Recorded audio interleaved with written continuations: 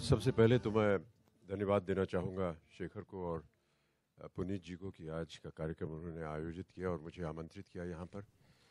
ये मेरा बहुत बड़ा सौभाग्य है, भले शेखर कुछ भी कहें। आपने प्रश्न पूछा कि आपको कैसा लगा। शेखर और विशाल, इनका अपना एक स्टूडियो है और कई दिन, कई रातें, कई सुबह हमने इन दोनों के साथ बिताई हैं इनके स्टूडियो में।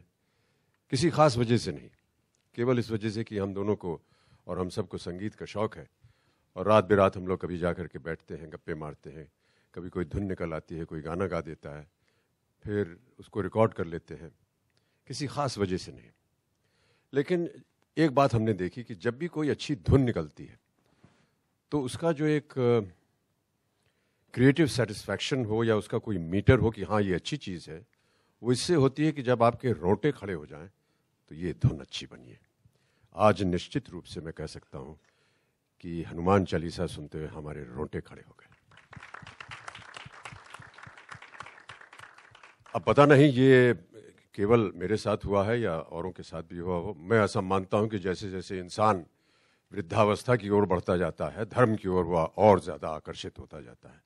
अपने बारे में तो मैं कह सकता हूँ, लेकिन इनके लिए मैं नहीं कह सकता। ये अभी युवावस्था में है और इनके सामने बहुत वर्ष आगे भी बाकी हैं। लेकिन मैं समझता हूँ कि अगर धर्म की ओर ये आकर्षित हुए हैं तो कहीं ना कहीं इनके संस्कारों ने इनका साथ दिया है। जो इनके संस्कार थे, इनके माता पिता के, इनके परिवार के, उनकी वजह से ये इन्होंने हनुमान चालीसा बनाया है। तो मैं उनके उन संस्कारों को नमस्कार करता हूँ और आशा करता हूँ कि हम सब के संस्कार इसी तरह प्रोत्साहित होते रहें और इसी तरह शेखर जैसे और भी अन्य लोग इस दिशा में जाएं। अनेक अनेक धन्यवाद आपका। Thank you very much sir. Puneet ji, आपसे पूछना चाहूँगा कि जी म्यूजिक ने यहाँ आके हमारी आशा को सराहा and thank you very much sir for being here. Shekhar और जी का संबंध बहुत पुराना है। 1997 में शेखर सारेगामापा के शो में एक प्रतियोगी के रूप में आए थे और वहाँ से तो आप जानते ही हैं कि कहाँ तक वो पहुँच गए हैं।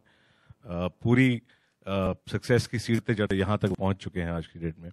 और एक और बड़ा हाथ शेखर का था, वो था पिछले साल Shekhar was part of the team जब आए थे मेरे पास कि जी म्यूजिक कंपनी को वापस से रिवाइव किया जाए। तो मैं मानता हूं कि जी म्यूजिक कंपनी को रिवाइव करने में भी शेखर का बहुत बड़ा हाथ है। जब इन्होंने मेरी टीम को अप्रोच किया कि ये हनुमान चालीसा इन्होंने बनाई है तो हमें एक तो पहली बात यकीन नहीं हुआ कि शेखर ने ऐसा कुछ काम किया है। पर जब हमने सोचा इसके बारे में हमें लगा कि नहीं, ये बहुत अच्छा काम किया है इन्होंने और हम प्रिविलेज्ड हैं कि हमारे माध्यम से ये पूरे विश्व भर में जाएगा। तो मुझे बहुत बहुत प्रिविलेज फील हो रहा है आज यहाँ होने का और इस प्रोजेक्ट में इनके साथ होने का। और मैं यही चाहूँगा कि आगे भी ये ऐसे और प्रोजेक्ट करें, धार्मिक या अदरवाइज ऑल्सो, जिसमें कि हम इनके साथ ही रहें। All the best Shekhar for future. Thank you very much sir.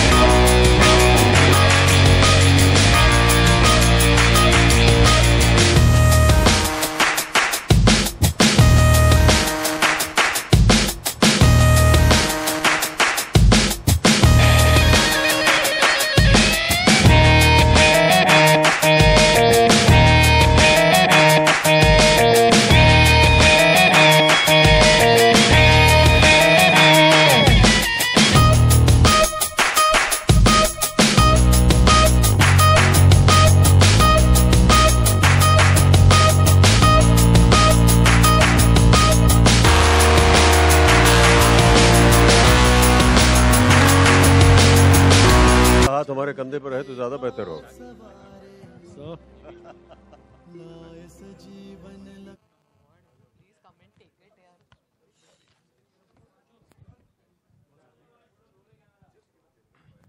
Amit ji, आपसे सवाल करना चाहेंगे, आलोक फ्रॉम OFM।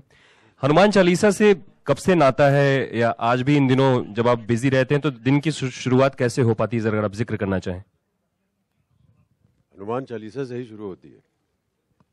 और कुछ बचपन की यादें अगर आप तरोताजा करना जैसा चाहें। कि मैंने कहा अभी कि बचपन से ही माँ बाबूजी के साथ बैठ करके रामायण पाठ, हनुमान चालीसा, गीता, इन सब के साथ हमारे दिन गुजरे हुए हैं, वो आज भी हमारे साथ हैं।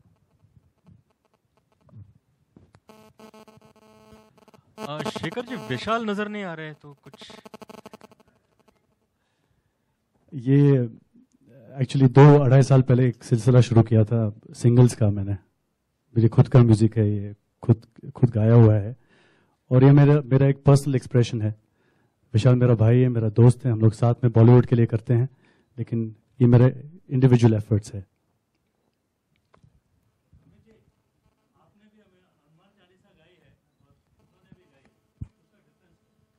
ये ज्यादा सक्षम है। नहीं सर, नहीं, I don't agree with that, क्योंकि मैं बहुत लोगों को जानता हूँ, मेरे घर पे लोग सर की हनुमान चालीसा सुनते हैं।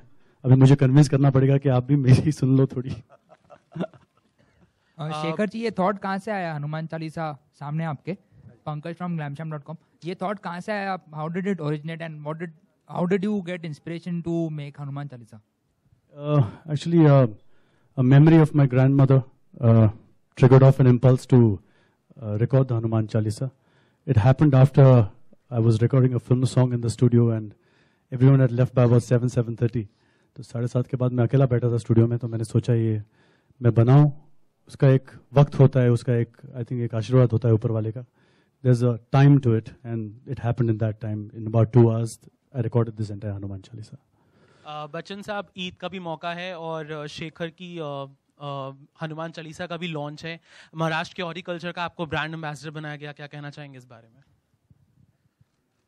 सबसे पहले तो ईद मुबारक सबको, और आज ये इसका विमोचन हुआ है हनुमान चालीसा का, इसके लिए शेखर को बधाई देता हूं। हॉर्टिकल्चर की बात किसी और दिन करेंगे,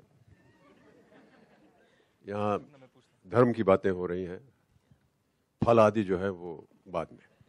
hello Shekhar. Bachchan sir here, are you happy with the response of Yudh sir? जी, अभी काम खत्म हो गया है, और मेरी ऐसी धारणा है कि मैं ऐसा मानता हूं कि कलाकार जो है वो कभी भी संतुष्ट नहीं होता अपने काम से। व्यक्तिगत तौर से तो मैं हमेशा यही प्रयत्न करता रहूंगा कि और अच्छा काम कर सकूं, और अवसर मिले मुझे और काम करने के लिए। और जो सिलसिला है वो टेलीविज़न का, उसका बारे में हमें कुछ पता नहीं है, क्योंकि फिल्म जब रिलीज़ होती है तो वीकेंड पे पता चल जाता है कि इतना कमाया, इतना घाटा हुआ, जो भी हुआ। टेलीविज़न में TRP है वो मुझे आती नहीं है, मैं बस अपना काम करके चला जाता हूँ। आप लोग बताएंगे कुछ दिनों के बाद कि वो सही हुआ या गलत हुआ। सही होगा तो आपको नमस्कार करेंगे, गलत हुआ तो भी नमस्कार करेंगे, और आगे प्रयत्न और करेंगे। हेलो शेखर सामने बिल्कुल सर, आपने देखा होगा हनुमान चालीसा या कुछ इस तरह के जो ग्रंथ है जो गाए जाते हैं, बचपन से ही एक धुन होती है जो मशहूर है, उसी धुन में ही वो प्रचलित है। लेकिन आपने अलग धुन में उसे पिरोया है, तो आपको लगेगा उसको पकड़ने में कितना टाइम लगेगा? सर, ये हनुमान चालीसा 4000 साल से सुपर हिट है, तो अभी और तो means at the end of the day it's just an experience, it's just something which आप जो दिल से निकली हुई आवाज है, it's something it's popular, means the popularity of Hanuman Chalisa is something which I think वो बरसों से हम सुनते आ रहे हैं। जब आप धुन की बात कर रहे हैं, हर आर्टिस्ट ने अलग अलग रूप से उसको प्रस्तुत किया है, और ये मेरी एक छोटी सी कोशिश है। राग जो है, राग मैंने इनसे अभी गाड़ी में इनके साथ आ रहा था, मैंने पूछा कि कौन सा राग, तो उन्होंने बताया यमन कल्याण। और राग जो है वो निरंतर होता है, किसी भी राग में आपको ये चीज़ गा दीजिए, क्योंकि राग जो है, जो उसमें तत्व होता है, उसमें जो अपनापन होता है, वो संसार को लेकर के, वातावरण को लेकर के ये सारी धुनें और राग बनाए जाते हैं, ये निरंतर हैं। कुछ भी गाएंगे उस राग में वो हमेशा निरंतर ही रहेगा। Thank you very much, ladies and gentlemen.